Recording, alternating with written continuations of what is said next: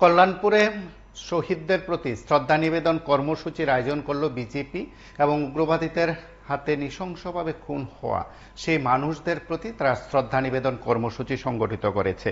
কল্যাণপুর প্রমোদনগর বিধানসভা কেন্দ্রের অন্তর্গত ডক্টর বি আর আম্বেদকর শক্তি কেন্দ্রের উত্তর কমলনগরে 2003 সালের 14ই আগস্ট উগ্রবাদীদের দ্বারা নারকীয় হত্যালীলা সংগঠিত হয়েছিল। সেই ঘটনায় প্রাণ হারিয়েছিলেন 15 জন নরনারী এবং শিশুও বাদ যায়নি সেই ঘটনায়। এবং সেই ঘটনায় এই সময়ের মধ্যে শ্রদ্ধা নিবেদন কর্মসূচি সংগঠিত করে বিজেপি তাদেরকে শহীদের মর্যাদা দিয়েছেন। শহীদের মর্যাদা দিয়ে তাদের প্রতি শ্রদ্ধা নিবেদন করেন। এই কর্মসূচিতে বিজেপি খোয়াই জেলা কমিটির নেতৃত্ব সোমেন গোপ সহ অন্যান্যরা উপস্থিত ছিলেন। মণ্ডলের সাধারণ সম্পাদক অসীম দেবরায়, মণ্ডল নেতৃত্ব নিতাই পল, ডক্টর বি আর আম্বেদকর শক্তি কেন্দ্রের প্রমুখ বাবুল দেবনাথ সহ অন্যান্যদের উপস্থিতিতে সেই শহীদদের প্রতি শ্রদ্ধা নিবেদন কর্মসূচি সংগঠিত হয়েছে। এবং সেই শহীদদের প্রতি শ্রদ্ধা নিবেদন কর্মসূচির কথা বিজেপির তরফে জানানো হয় এবং বিজেপির নেতৃত্ব সেখানে বক্তব্য রাখতে গিয়ে সেই ঘটনার প্রেক্ষিতে তারা তাদের কথাগুলো তুলে ধরেছেন জনসাধারণের কাছে এবং উপস্থিত সংবাদ মাধ্যমের কাছেও প্রতিক্রিয়া ব্যক্ত করেছেন। আমরা একবার শুনি সেই কর্মসূচির নিরিখে, সেই শ্রদ্ধা নিবেদন কর্মসূচির নিরিখে বিজেপির নেতৃত্ব কি বলছেন। আজকে আমরা আমাদের উত্তর কমলনগর এলাকার মাইজ ভান্ডারে 2003 সালের 14ই আগস্ট আজকের এই দিনে রাত্র আনুমানিক 9 ঘটিকায় তৎকালীন মার্কসিস্ট কমিউনিস্ট পার্টির মদতপুষ্ট এটিটিএফ ঘাতক বাহিনীদের দ্বারা একই পরিবারের এখানে 8 জন এবং অন্যান্য পরিবারগুলি থেকে আরো 7 জন, মোট 15 জন, সেখানে শিশু থেকে শুরু করে বৃদ্ধ পর্যন্ত 15 জনকে এক রাতে সেখানে নৃশংসভাবে হত্যা করা হয়েছিল। তাদের একটাই অপরাধ ছিল, তারা ওই তৎকালীন সময়ে মার্কসিস্ট কমিউনিস্ট পার্টির বিরুদ্ধে তারা সংগ্রাম করেছিল। তারা বিরোধী রাজনৈতিক দলের সদস্য ছিল, পরিবার ছিল। তার জন্যই তাদেরকে সেই দিন নৃশংসভাবে তাদের মদতপুষ্ট উগ্রপন্থী এটিটিএফ এর মাধ্যমে তাদেরকে নৃশংসভাবে হত্যা করা হয়েছে। সেটা শুধু উত্তর কমলনগর মাইজভান্ডার এলাকা নয়, আপনারা নিশ্চয়ই অবগত আছেন 1996 সাল 12ই ডিসেম্বর সেই আমাদের বাজার কলোনির হত্যালীলা, একই রাতে প্রায় 26 জন গ্রামবাসীকে সেখানে হত্যা করা হয়েছিল। তদ্রূপ ভাবে আমাদের বাগবার এলাকায় সেখানেও 14 জনকে হত্যা করা হয়েছে।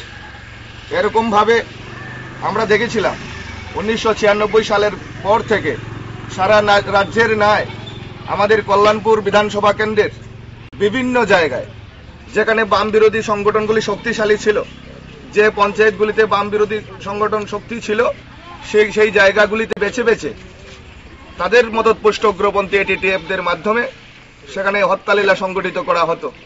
তারই একটা দৃষ্টান্ত আমাদের সেই উত্তর কমলনগরের মাইজভান্ডার এলাকায়।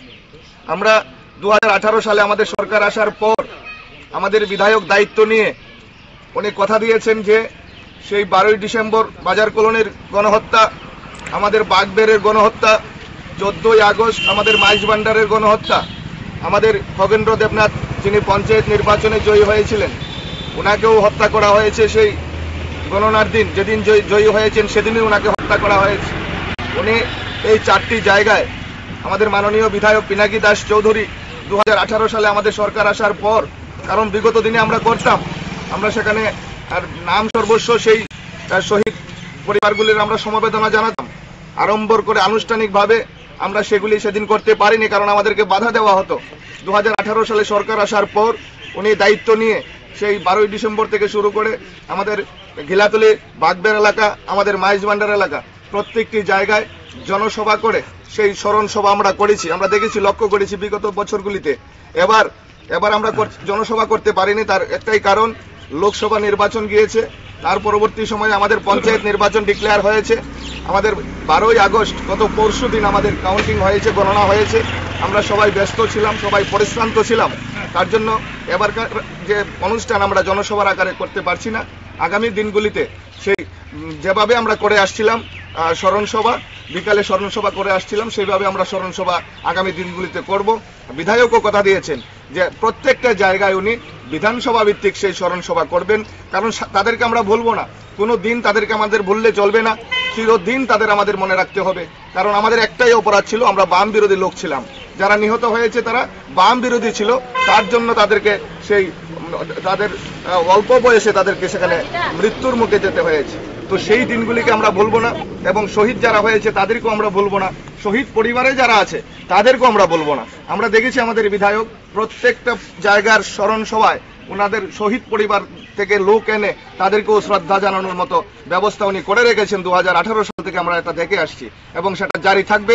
বিধায়ক কথা দিয়েছেন যতদিন আমরা বেঁচে থাকবো ততদিন আমরা তাদেরকে স্মরণ করব, আমরা স্মরণ সভা করব, আমরা সেই পরিবারগুলিকে আমরা শ্রদ্ধা জানাবো।